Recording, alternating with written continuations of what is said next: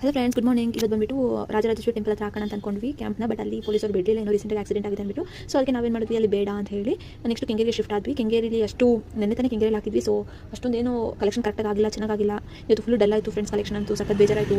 0 units ಬರೀ ಕೈಯಲ್ಲಿ ಹೋಗಬೇಕಲ್ಲ, ಏನು ಯೂನಿಟ್ಸ್ ಇದೆ ಅಂತ ಒಂದು ಸ್ವಲ್ಪ ಬೇಜಾರಾಗಿತ್ತು. ಆಮೇಲೆ ಏನು ಮಾಡಿದ್ವಿ, ಕೆಂಗೇರಿಯಿಂದ ಇದು ಕೊರಟ್ವಿ, ಅದು ದೊಡ್ಡ ಬಸ್ಸಿಗೆ.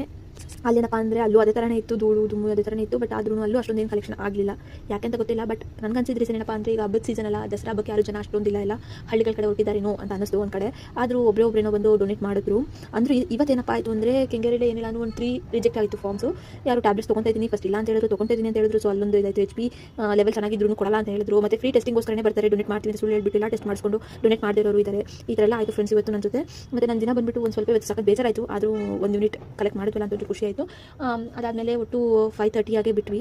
5:30 ಆಗಿ ಬಿಟ್ಬಿಟ್ಟು ಅಲ್ಲಿಂದ ಲ್ಯಾಬ್ಗೆ ಹೋಗೋಷ್ಟು 6:30 ಆಯಿತು. So see you in next video.